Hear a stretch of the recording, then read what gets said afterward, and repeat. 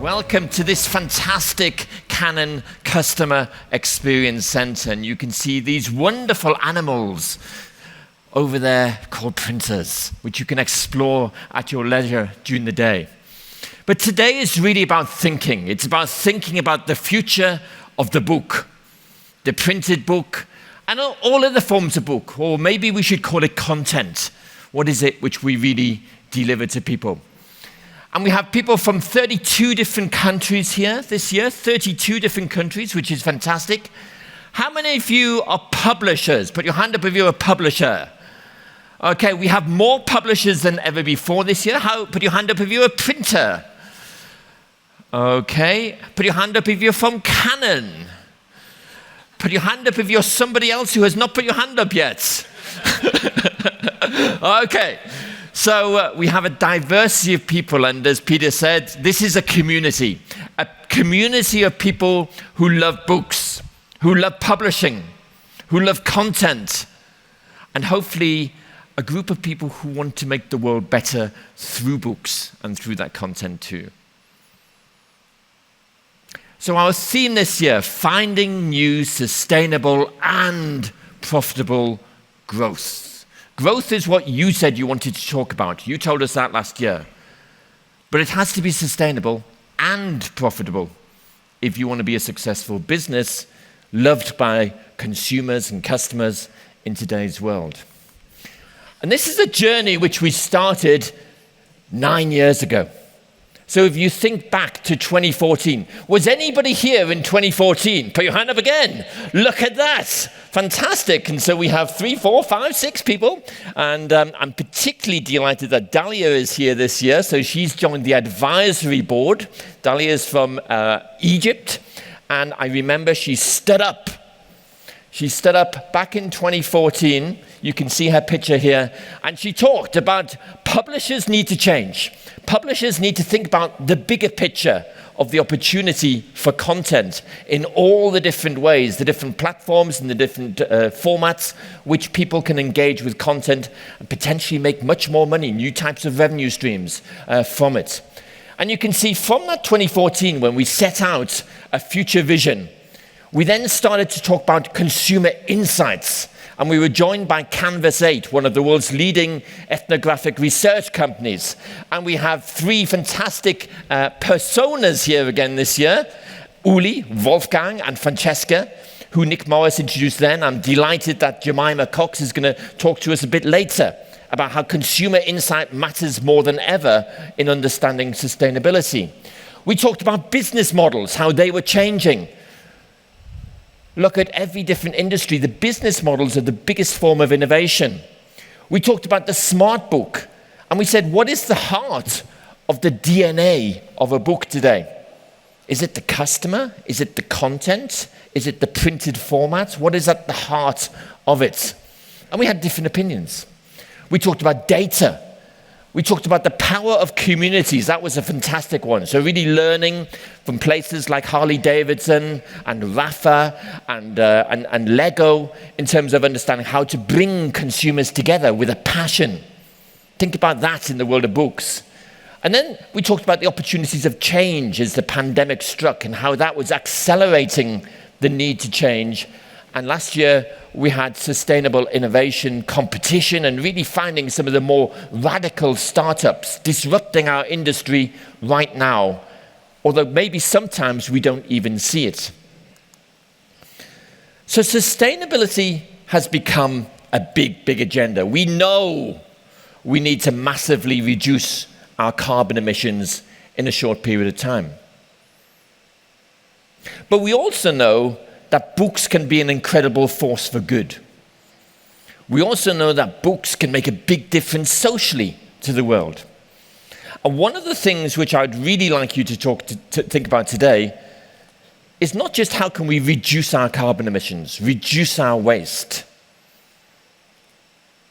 but how can we increase our positive impact on the world? How can we be a force for good? How can we have more social benefit? And how can we use that to change people's perception of the value of a book? And in many cases, maybe it's worth more to them than ever before. And if you look at the world of sustainability, there's many different models of sustainability. John Elkington started off with the triple bottom line, the 3 Ps. We then had Ellen MacArthur developing the circular business model, where you give back what you took from the world in terms of resources. Other people like Microsoft, for example, then said, how can you not just become net zero, but how can you become net positive, so that you actually give back to the world more than you take away from the world, in total, environmental and social things. And that's an interesting one. How can you become a net positive company? And then we've had other models, which more recently. So Kate Raworth, a leading economist, she talks about the donut model of economics. And if you go to Berlin or Amsterdam or Copenhagen, you will see donut cities currently being developed. A donut city is when it lives in between the safe and just space for humanity, where you do more for society and you do less damage to the world. So you do more and you do less damage in doing more. So it's more positive and it's less negative. So thinking about that combination of the two really matters. And if you look across the world, this has become a huge, important challenge, but also opportunity for companies everywhere. The world's most sustainable company in 2022, according to the biggest ranking in the world by Corporate Knights, is this company, Vestas. But Vestas, the Danish wind energy turbine company, is not just the most sustainable company because of what it does itself, but it's what it enables other people to do. So it's not what you do yourself in your company, in your factory, that matters, but it's also what you enable other people to do. And of course, through knowledge and education and content, you can enable huge numbers of people to do better.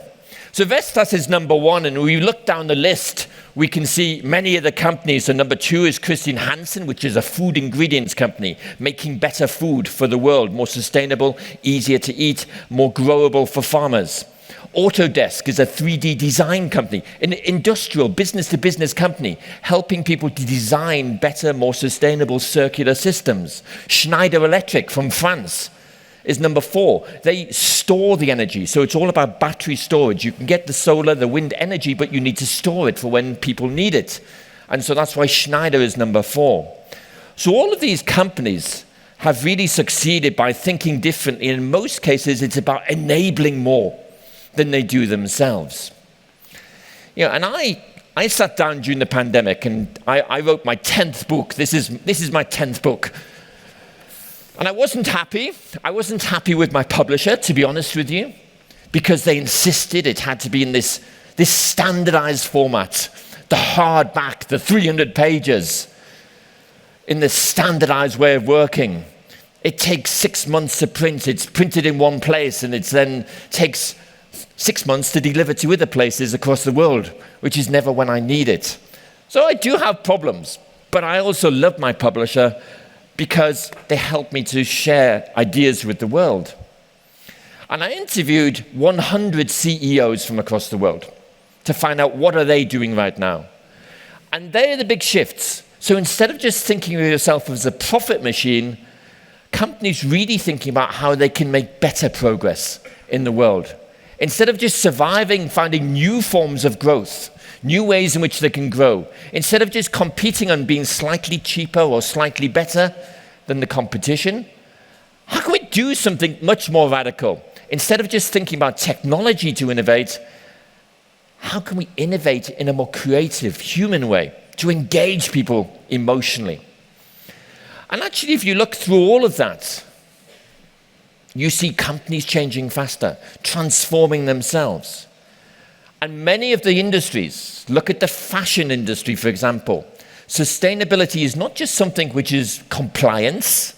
It's not just something which is nice to do. It is fundamental to competitive advantage in the fashion industry.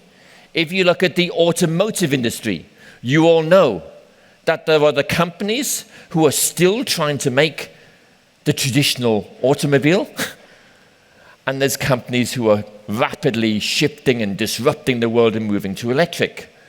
The most valuable car companies in the world, Tesla, but also NIO, BYD. And what's interesting is that there's the old companies, the new companies. The old companies are desperate to catch up. They've left it too late. Herbert Diess from Volkswagen says, we should have started this transformation 10 years earlier. And he now wants to make Volkswagen a software company. Tesla actually wants to be a charging company. BYD wants to make cars cheaper than anybody else in the world, driverless cars. And they cost 1/10 of the price of a Tesla. So you can see an industry where sustainability is massively disrupting it and shaking up the future success. But what if that happens to our industry? What if people start to realize, just like they realize in the world of fashion and automobiles, that actually there's many unsustainable practices? How are we then going to accelerate ourselves towards the future? So sustainability today is not about compliance. Yes, you can do the good things in terms of reducing your emissions, to use less water, to use less paper. Yes, you can employ a more diverse workforce. Yes, you can take an ethical investment. But really the challenge is to say, how does sustainability become your core business? How does it become the way in which you work and the reason why you work and the way in which you achieve your competitive advantage? It's the reason people pay more. And so this shift from just thinking about compliance through to adding value, through to making it the core way in which you do business, the business models which you have, you see across every different industry. It is now business as usual, and it's the way of achieving success. And if you look at the success across companies, look at the Global 100 from Corporate Knights. They massively outperform other companies in terms of the stock market, in terms of the net value created for shareholders over years. But also, consumers increasingly, we'll see in a moment, want a sustainable product and will prefer one. You see the growth of the circular economy, $4.5 trillion according to Accenture, $10 trillion if you can make that shift in terms of the 17 SDGs, according to the United Nations. Look at the amount of money in terms of addressing climate change, but also look at the amount of money going into sustainable investment funds. So if you want to get investment and you're a sustainable company, you're more likely to get it in today's world. And then look at the other factors. Gen Z, the young people of today, want to work for companies who do better for the world. Look beyond that. People will pay more for something which is better for the world or better for them. This is work done by Nielsen, the leading global market research company across the world. It looks at how much more will people pay for a sustainable product. So maybe in energy, something which is more commoditized and comes through the same pipe or invisible, they will pay about 20% more. But if you go into many types of food, think about yourselves. How much you do pay for organic eggs? Or milk? Or coffee? Fair trade organic coffee? And suddenly, if you look in the supermarket, you'll see prices which are 2 times, sometimes even 3 times more. People are prepared to pay that. It's better for them. It's healthier for them. It's better for the world in some ways. So there is an opportunity, if you can communicate it in the right way, and if you kind of connect it all together in the right way, there's an opportunity to make a lot more money, to grow your business more profitably if you can actually do that. Now, of course, not everybody does what they say. And you can say that in Spain, for example, 66% of consumers say they're going to buy sustainable, but only thought it's 34% too. The Spanish are the worst. I don't know why. But you can see that there is a tail-off effect. So not everybody is going to choose sustainable products. But a significant number do. And a significant number, particularly younger people, will pay more for them. So there's food for thought. The other thing is that if you look across companies across the world, you see increasingly companies want to be certified as sustainable. The best form of certification is becoming a B Corporation. Put your hand up if you are or have explored B Corps. Okay, so that's about 5 of us. So that's a really interesting area to look at. So B Corporation looks at all the different factors which come together in terms of how you work internally and the impact which you have on your consumers, your customers, and the outside world. The criteria for it is quite robust, but it gives you a set of standard criteria which you can compare against your peers, and you can compare against different industries. So this is a great way of starting to understand where should you focus your effort and what kind of things can you do.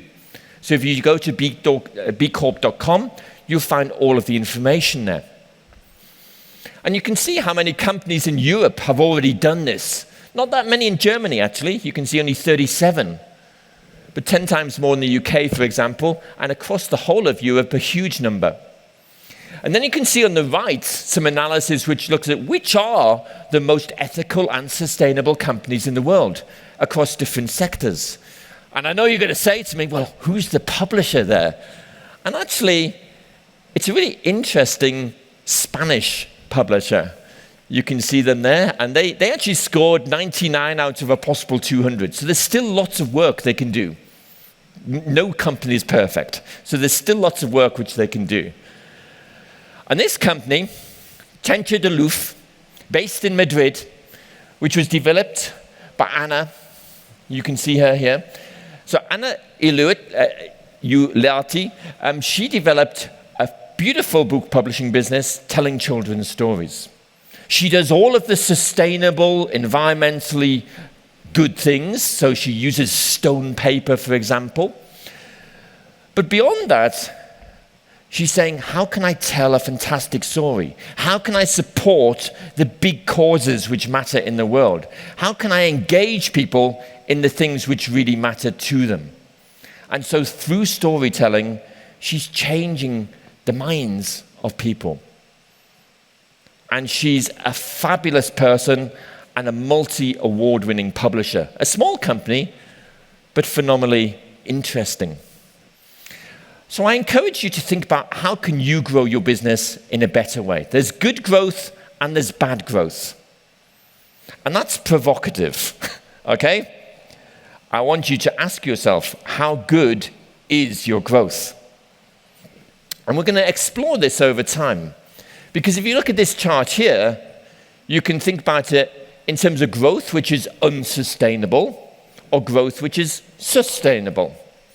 And you'll all tell me that sustainable growth is better, yeah? And then along the bottom, we're business people too, you've got profitable growth and unprofitable growth. And you can have lots of ways of defining profit, but if you take the simple kind of way of thinking, making more revenue than the costs, then think about how can you drive profitable growth at the same time. But you want to do both. And that's the real challenge. How can sustainability drive innovation? How can sustainability drive better?